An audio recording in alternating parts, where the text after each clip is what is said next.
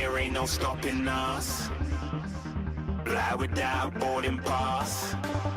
Couldn't catch me, I be moving fast. Call me a shooting star. Hey there, people of the grid. Welcome to Going to Disneyland Step 1. This one is for you, Emiliano, planning a trip in a Tesla. This one just happens to be planning a trip to Disneyland. How do you do it? What do you got to do? Let's take a look. That's one way to do it. That's usually the best way to do it, and that's always where I start. You punch in the destination into the Tesla nav. The Tesla nav will get you there primarily, well, only using Tesla superchargers for the entire route. The route that you see that popped up there initially was the one that we used the very first time we drove down to Disneyland in this car, the Light Runner. When we first got it, a couple of months after we got it, we drove down a total of 6,300 kilometers to Anaheim and back. That's kind of the long way. We're not going to go the long way. The route we're going to do is we're going to go straight down south. We're going to cut into Montana.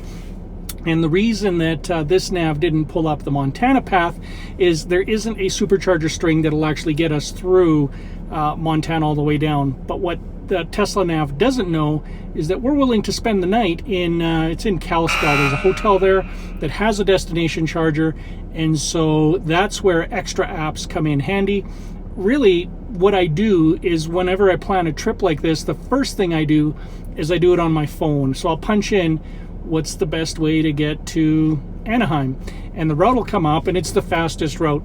And then I'll look at, because I know where the superchargers are, I can see that in the car, I'll just basically correlate and say, okay, well, there's a bit of a dead spot there around Montana. Where can I find a charger? I flip over to PlugShare, I look up chargers that are on the route, and lo and behold, there's one at the hotel. We need to get some sleep that night anyway. So what we're going to do is we're going to pit stop at the hotel. We're going to charge there overnight. In the morning, we'll have a full charge that will get us back inserted into the supercharger network. And from there, you're golden.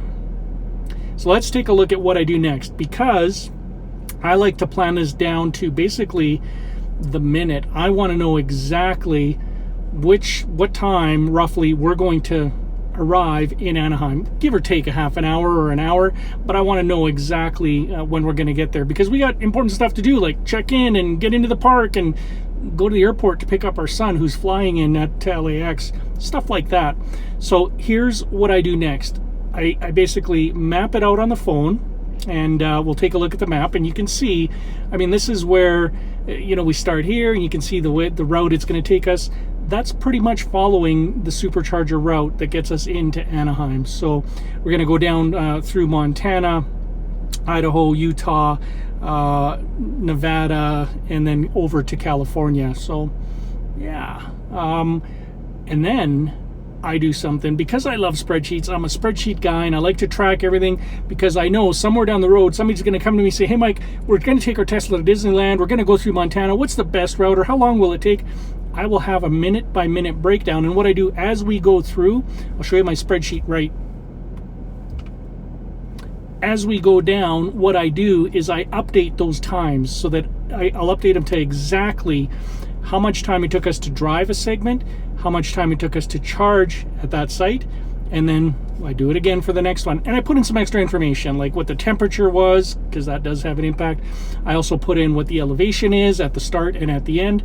That gives you an idea of how the car does. These are all little tricks that I started doing early on that help me get a grasp around how is the car going to operate, how far can I go, and then just experientially, as you go through it, you add to your knowledge base. So it's a great way to understand what you can do with the car. So let's take a look at that spreadsheet in a little more detail, shall we? So I've got it here, and what we can see now is that basically we're going to start out from our house. We're going to head to Fort McLeod. That's the first stop. So I've got the start and the end, and you can see if I slide over on the spreadsheet that basically I also convert it to imperial. So there's your miles per hour and your Fahrenheit.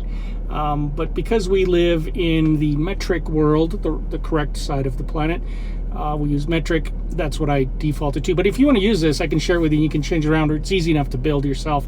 So basically, the key things that I like to track are what is the distance on a given leg. So you can see that first leg, the distance is 148 kilometers, and then 48, and then 298.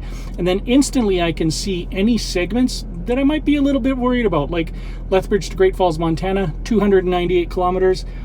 It's doable. It's very doable, but I do know that I probably want to tackle that with a full charge as opposed to, you know, just a little bit over and above, going to 350. We're going to fully charge the X on that one. Other ones, we usually go with what the vehicle tells us because it has been really, really good at kind of estimating and providing enough of a conservative guess to get you there. So what I track then is my travel time. So I figure to do 150 kilometers at the speed limit is going to take 90 minutes.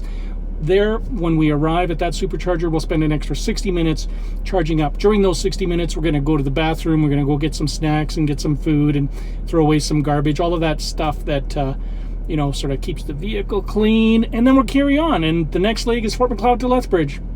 In Lethbridge, we're probably going to grab a bite to eat. We're going to use a non-Tesla supercharger there. That's at the PV Mart, and I know it'll take about 30 minutes to get there, and then an hour. Might even be a little longer than an hour if we're going to eat. We'll get our food, and then we'll be leaving there with a full charge. Why? Because the next segment from Lethbridge to Great Falls, Montana is 298 clicks. We want to have the range. We're going into, you know, Montana.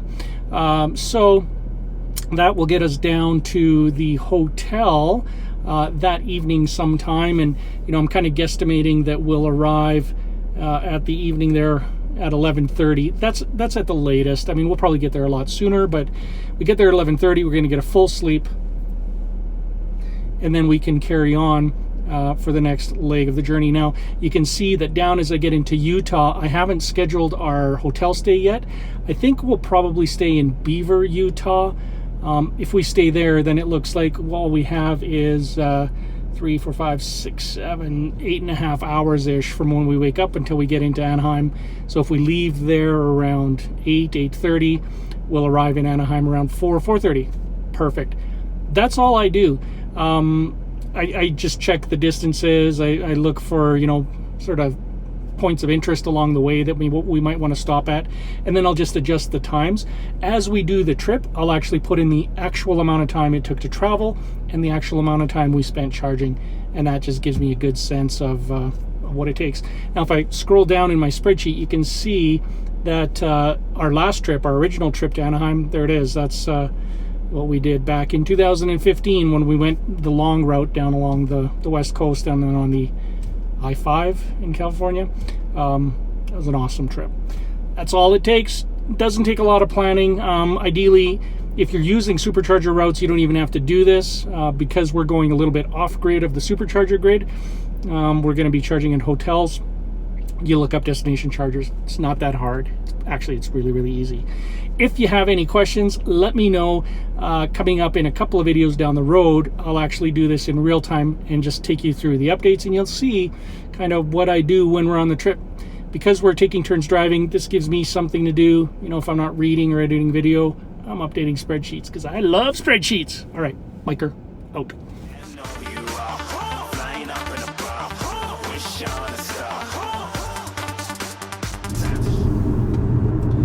That's all there is to planning a trip, even one as long as and far away as Disneyland or further. That's it. Same process. I would do it every single time. Now, when we actually start on the trip, what I will do is I'll actually set the nav up to go to the waypoints that I know it can reach. It's not going to bother trying to schedule supercharger routes. For example, once we actually make it to Lethbridge and we've done our lunch and we're ready to head down into Montana to the hotel, I'll just put in the address of the hotel and then nav will get me there. It'll probably tell me to drive slow and to do this speed to get there, whatever. I know it will get us there. That's really the only other extra step there is. Once we're back on the supercharger string, then I can say let's go to Anaheim, and that's where it'll follow the rest of the supercharger string path. So very, very easy to do. Nothing to it.